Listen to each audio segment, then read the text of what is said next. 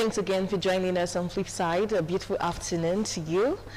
Yes, we talk about burning issues, everything that deals with the human life. We talk about it, from teenage pregnancy to abortion to homosexuality, to education, to anything really that is social. A social vice. We'll bring you here and we talk about it. Yes, it's the other side of the news. We give you more information, more details about it. Well, tomorrow, November 19, you would find out from the news that it is World Toilet Day. World Toilet Day is not a joking matter. We are not here to talk about poop and poop and poop, but there's so many areas of the waste we pass out that we need to also look at. And that's why we'll bring you here on Fifth Side today to talk about, even before the news will carry the information. Well, you know, international days are occasions to educate the public on issues of concern, to mobilize political will and resources to address global problems, and of course, to celebrate and reinforce achievements of humanity. You know, the existence of international days predates the establishment of the United Nations, but the UN has actually embraced them as a powerful advocacy too, and because of that, we join them to mark most of the UN observances. On World Toilet Day, it will interest you to know that over half of the global population of 4.2 billion people lack safe sanitation. That's 40% of 3 billion people of the global population live without basic hand washing facilities. That's soap and water. They don't have it available in their homes. We have around 297,000 children under 5. More than 800 every day of those die annually from diarrhea disease. That's because of poor hygiene, poor sanitation, or unsafe drinking water. Now, globally, the UN says 80% of the wastewater generated by the society flows back into the ecosystem without being treated or reused. Look around you, you find lots of stagnant waters, then you understand what they're talking about. They have a target that by 2050, up to 5.7 billion people could be living in areas where water is scarce for at least 1 month or a year, creating an unprecedented competition for water. And the UN has a target to ensure that there's safe water for all. On Flip Side today, we will be talking about World Toilet Day, and we're focusing on this year's theme, which is sanitation. All right, I have a guest in the house. By the way, my name is Daisy Leo Asikidi. My guest here is a medical lab scientist from University of Benin Teaching Hospital. Yes, he's not speaking about UBTH today, but that's what he does. He's also a member of the committee that deals with the spread of infections. Yeah, I'm talking about Mr. Ephraim Ibadan. Good to have you on the show. Yeah, good afternoon, listeners. Thank you for having me. Yeah, this is the second Ibadan I'm bringing on Flipside. There will be a third one. All right, we're talking. Let's just go straight to this year's theme, which basically focuses on sanitation and also climate change. But our major concern here is the sanitation. If we're hygienic, we won't be talking about 4.2 billion people having issues, over 800 children dying daily from diarrhea and all that. So, poor sanitation, they say, is the major cause from history, is the major cause of human death. So, how then can we sustain sanitation? What is sustainable sanitation? Because UN says World Toilet Day, sustainable sanitation. What is sustainable sanitation? All right, so good afternoon once again. Thank you. When the UN refers to sustainable sanitation, you know, there's a value chain for say processing and waste. It refers to the whole processes right from defecation by the user, the experience of the user, to transportation of the waste that it generates, down to disposal of the waste or conversion of that waste for biofuel, as the case may be. So sustainable sanitation refers to ensuring that the various processes there are safe for the environment and that doesn't cause inadvertently cause harm to the environment, especially in the area of drinking water. So is quite a summary of what sustainable sanitation entails. Okay. Now, what are the causes of poor sanitation and poor hygiene in this part? Because we keep talking about open defecation every year on World Toilet Day, even if it's not the theme. That was like the theme 2 years ago, open defecation. But every year, it still always will resurface because we experience it every time. So why is it that even with all the little exposures we're given, the social media exposure will come on television and radio, we still have this thing leaving? What's the cause of all of this? You know, open defecation, there are various angles to open defecation. But it's even good to define defecation first of all, so that the term doesn't sound so abstract to our viewers at home. Defecation refers to passing of solid, semi-solid, or liquid waste from the anus into either a toilet or the environment. Now, world bodies, the UN, WHO, totally discourage doing that activity in public space because it's a very private activity and the environment could be easily polluted and it could serve a risk, potential health risk to others around the environment.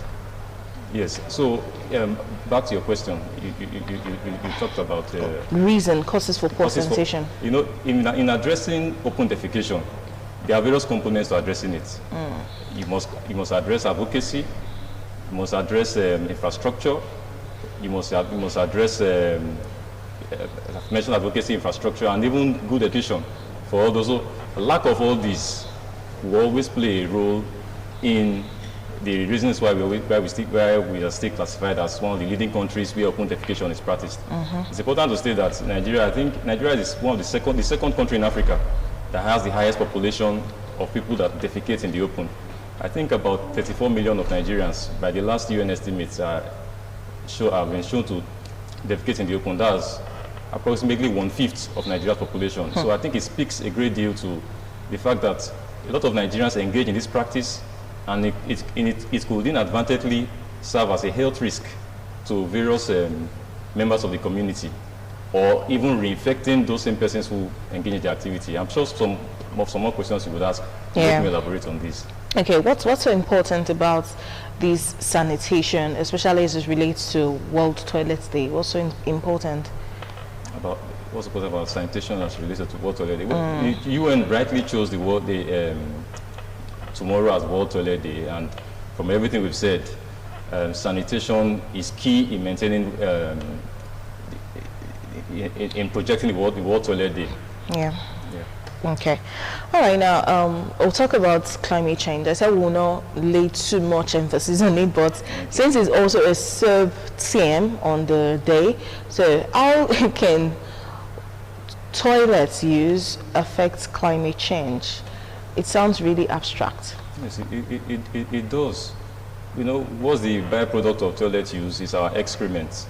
And one of the breakdown products of excrement is actually methane gas. And if that gas is well harnessed, as is done in some areas, some countries like the US, some areas in India, that methane gas could equally serve as a biofuel to replace most of our fossil fuels that we use. And so that, but I'm talking about proper use of that methane gas. Now, in the absence of proper use of methane gas, it's equally part of the gases which we call the greenhouse gases that could serve to warm up the environment, and it ultimately cause climate change. When we say climate change, it's not an abstract thing. It refers to changing weather patterns over a period of time that could lead to global events such as flooding, severe winds, and what have you.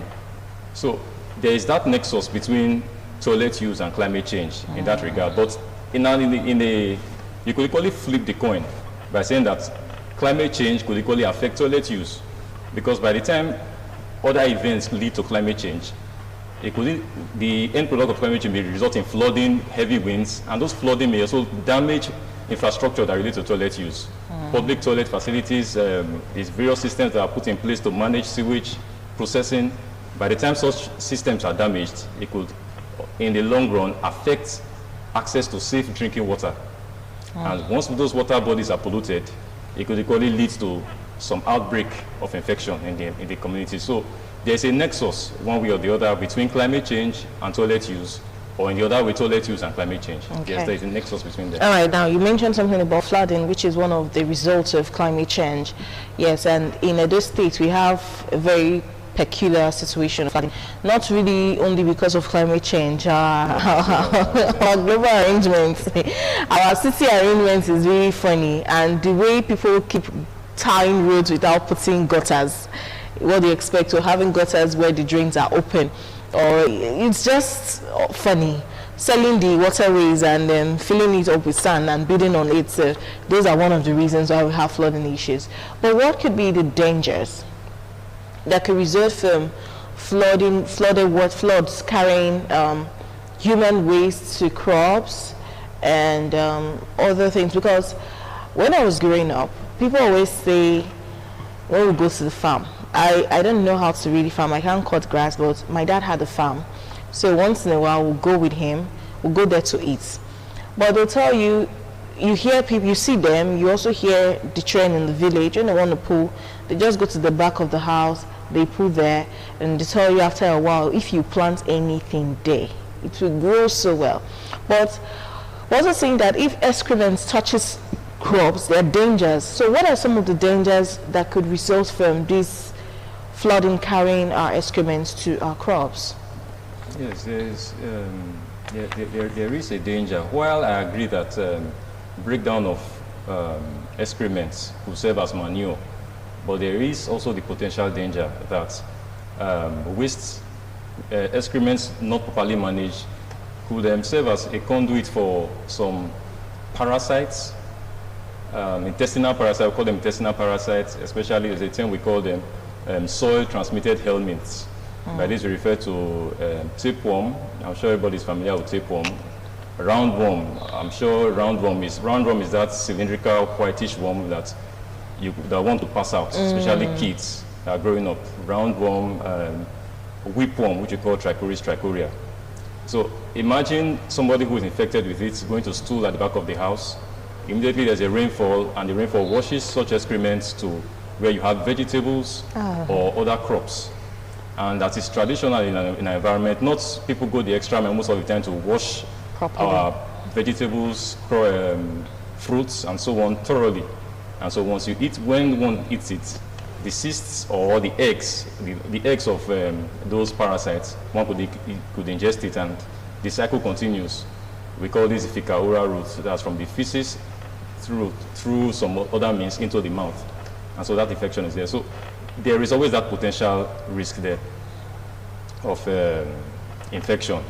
So while I agree also that, of course, during the breakdown process of the excrements could generate manure and could be good for the plants, but it also has to be treated first. That's where we talk of sewage treatment, sewage management. It's a business abroad in other parts, in other climes of the world. Sewage management is a business.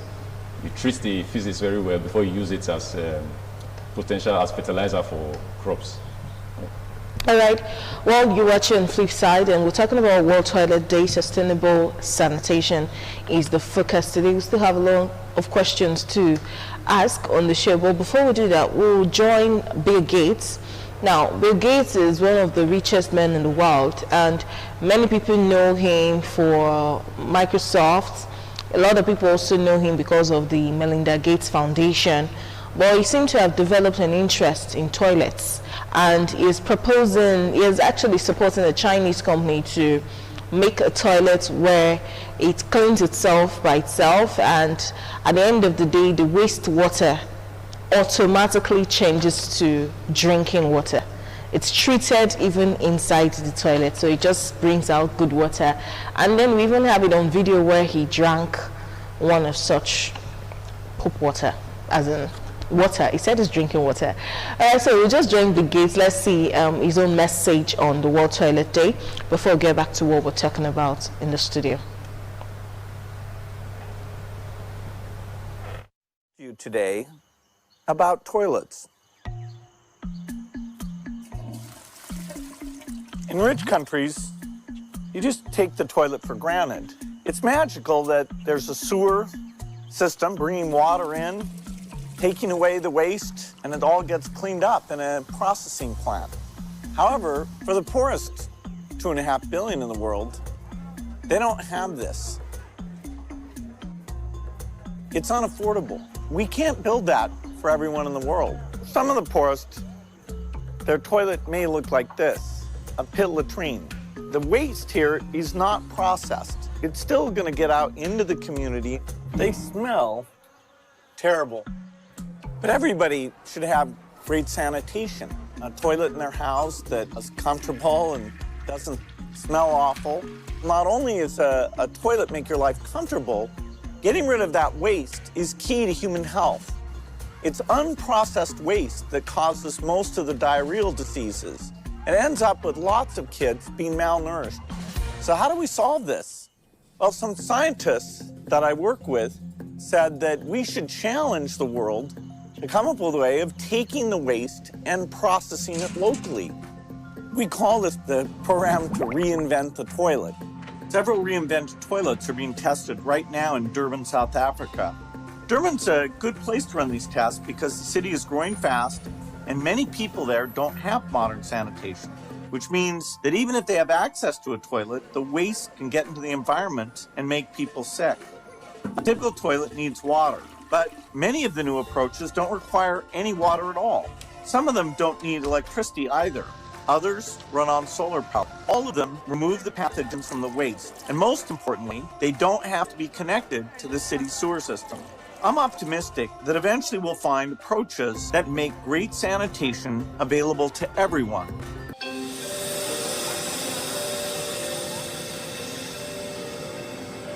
Over 2.5 billion people have no access to safe sanitation. We asked brilliant engineers to help us solve this problem. And one of those engineers actually has proposed a solution where the waste is valuable. The Omni processor turns sewer sludge, which is kind of nasty, into clean drinking water, electricity, and ash that is pathogen-free. This is where the sludge enters the machine. It goes up this conveyor belt, is fed into these large tubes we call the dryer. That's where we boil the sludge. And in the boiling process, we separate the water vapor from the solids. The solids are now dry and we can feed them into the fire. Once we have this very hot fire, we can make high pressure, high temperature steam. And we take that steam and we send it to a steam engine. And the steam engine drives a generator that makes electricity that we use for the processor and also excess electricity that can be delivered back to the community. The water vapor that's created in the boiling process is run through a cleaning system until we have the cleanest, purest water you can possibly imagine. The sanitation system as we know it in the developed world cannot work in developing countries. So what we need in developing countries is a very simple system. The entrepreneur that owns this processor will get paid for the input, the sludge. And that same entrepreneur will get paid for the outputs, the electricity, the water, and the ash.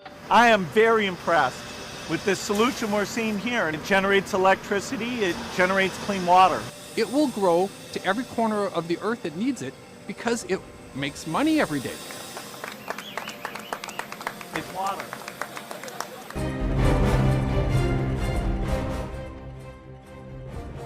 Okay, now if we had toilets like that in Africa, really looks cool. We'll be helping loads of people that don't have access to drinking water, and would also be assisting the UN in meeting their target of creating clean water for all by 2050. But then again, how would you feel drinking that kind of water and they tell you it's treated? Will you be comfortable to take it? Well, my name is Daisy Sikidi and the program you're watching is Flipside. We're talking about World Toilet Day, Sustainable Sanitation. I have a guest in the house, Mr. Ephraim Ibadan. He's a medical lab scientist and we've been talking about sustainable sanitation. All right, now one of the major problems that seem to come from open defecation is the fact that this feces, apart from it entering crops, it also goes to the water bodies. Many people even prefer to poop near where there's water, maybe gutter that will eventually run off into the rivers, and in the rural areas, that's where they drink their waters from. What are some of the dangers that could result from taking all of these waters that are already contaminated with human excreta? Well, there are a lot of dangers, but suffice to mention that open defecation it happens mainly in rural communities. It's quite rare in the urban areas, well, not excluding it completely. But in slums slums in the urban areas, you also find open defecation happening, but it's not so common in the urban places. Now, there are a lot of infections that one could get when exposed to untreated waste that's found its way into our water bodies. And also, it's also good to fall back to rural environments. In urban areas, like where we reside, most of us have access to borehole water, which is ultra-filtered water. And so borehole water is relatively free of any of all these possible infection, except maybe through the process of coming out could be contaminated with pipes. But in the rural environment, they fall mainly to rivers. You find all of them going to a general water source, collecting water from that source. Now, and we also know that people do defecate at various points in the river. There are various infections which could include cholera. I'm sure some of us have heard of cholera outbreak. It happened in Haiti about 2 or 3 years ago, and it was terrible. It led to the death of several thousands before it was brought under control. We've had some outbreaks of cholera in Nigeria. Some parts of those had cholera outbreak, and we knew the efforts of the WHO and the Federal Ministry of Health in Nigeria to bring it under control. Now, cholera is, whenever there's cholera outbreak, it's always due to drinking contaminated water or eating contaminated food that has been fecally contaminated. When I say fecally contaminated, food that is contaminated from feces from an infected person, a person that has cholera. So it's almost always due to fecal contamination whenever there's a cholera outbreak. And it could lead to severe dehydration of the sufferer. It could lead to severe vomiting and severe passage of stool, loose stool, that may even lead to death of that patient within a day or two if there's no intervention. The popular typhoid fever, which we are all aware of, equally spreads through drinking of fecally contaminated water or eating food contaminated with feces from a person who has the infection also. There are several other infections too. We may have heard of dysentery also. Dysentery refers to passage of stool that is bloody. There are various agents that could cause it. It could be Shigella, it could be some Entamoeba histolytica. But the key point is that the stool is usually very bloody with mucus and could lead to severe cramps in the sufferer, wastage if there's no intervention. And so there are a lot of problems that are associated with drinking untreated water, especially that is due to open defecation. That's why we should all discourage open defecation as much as possible. There are various alternatives the WHO has provided for us in the places that we can't afford very good toilets. There are latrines, even though latrines is not the ideal, but latrines could help a bit in those rural communities. But perhaps, I'm sure some questions you will ask will make us talk about where advocacy could come in and what alternatives there are. Okay, but still talking about water, how then can we treat the waters we take in? Okay, that's a good one. So in those very rural communities or areas that don't have access to clean drinking water, simply boil the water before you drink it. We all know what boiling is. You put that water, by the time you fetch water from the river, for example, put it on the fire, allow it boil a bit, allow it boil. By the time you see steam coming out, you are sure that to a large extent, whatever bacteria, parasites, viruses that are in that water would have been killed. Then preserve it in a clean flask or something to drink. And most of the other processes which we do while cooking generates heat and would already kill whatever pathogen there is, whatever causative agent of infection that will be there. So, but for consuming water, it's always good to boil that water. If we don't have access to clean drinking water like sachet water, bottled water, or borehole water, it's good we boil the water. That's a good way to go. Okay. I saw a pill that was sold. My mom actually brought it home some years back, and she said they brought it to her. She's a teacher. They brought it to their school to sell. And when you put that pill inside a jerrycan of water, it purifies the water. So she brought the pill home. She put it inside 25 jerrycan liters of water, and it tastes like jik. I don't know if do you believe such things could actually purify water? I don't know the source, I don't know who made it, but do you even think that something like that could exist? I quite frankly haven't heard of anything of that sort. But since you said it tastes like jik, one of the qualities of water is it must be odorless, colorless, and tasteless. The fact that it even has a taste presupposes that that water is not ideal for consumption.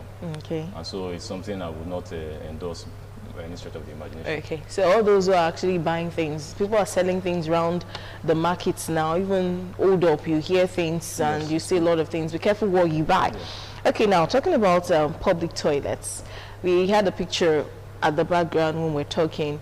You could see the public toilets. There are very few public toilets that are really beautiful, clean, except for banks. They're not really public, but since they're open to their customers, you have lots of people using it, but it's always looking so clean. I'm not saying just because it looks clean, it is infection free.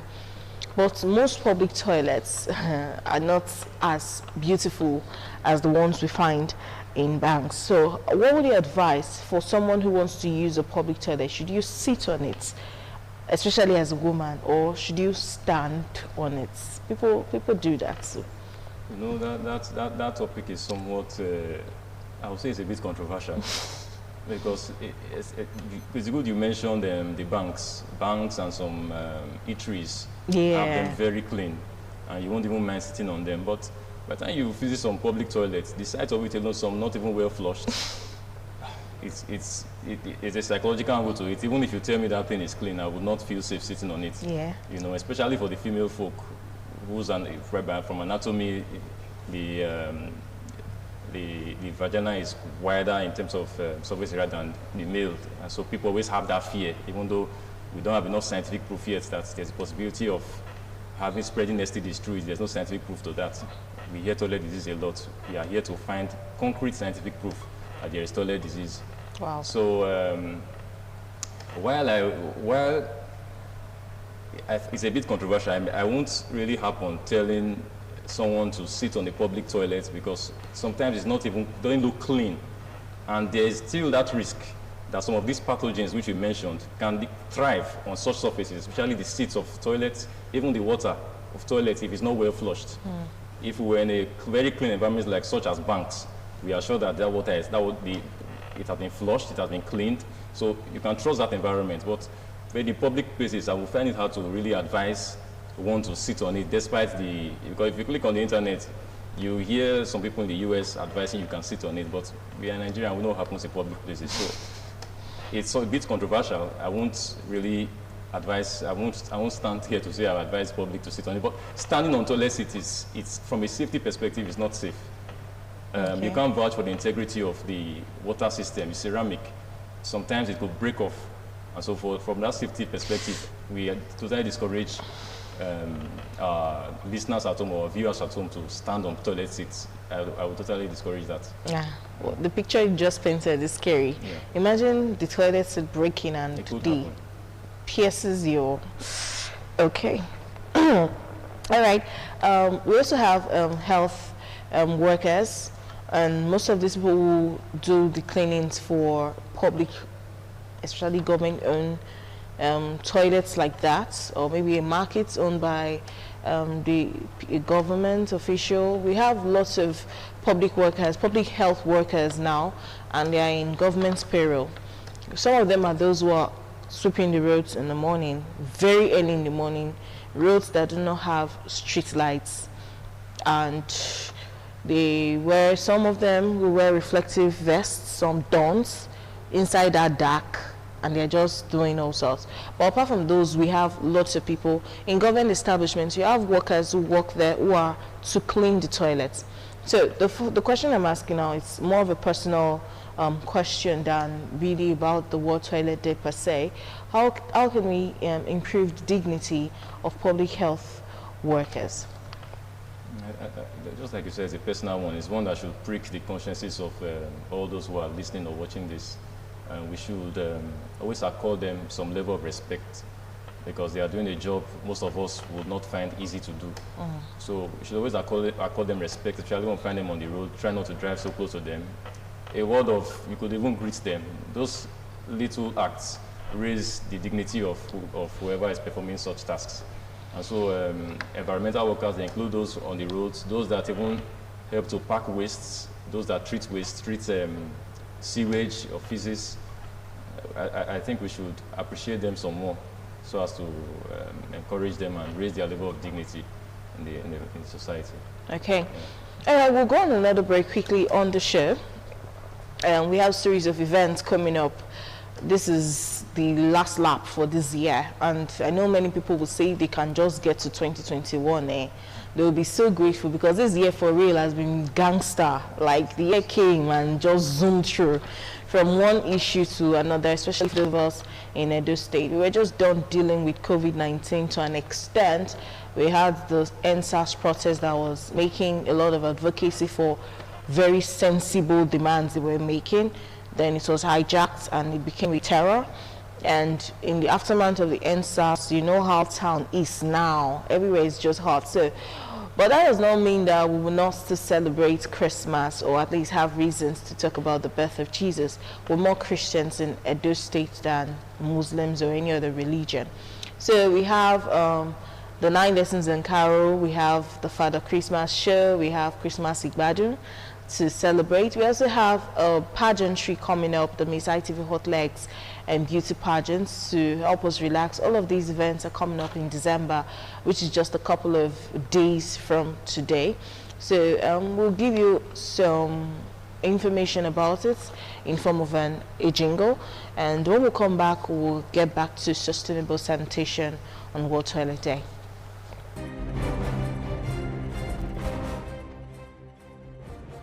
And of course, it's still flip side. Don't forget to get your pass into any of those events. Now, we're talking about World Toilet Day and we're talking about sustainable sanitation. Well, at this point, with Mr. Ephraim Ibadan, I would ask the question, do you think we as Nigerians are depending too much on government to solve the issue of open defecation? Well, in a sense, it could be, you could be right that we are depending heavily on government to solve the issue of open defecation. However, like in every sane system, government should always take the lead in leadership. I've hardly seen it as a burning issue, a burning national issue, open defecation, despite the fact that it is a burning issue which global partners recognize.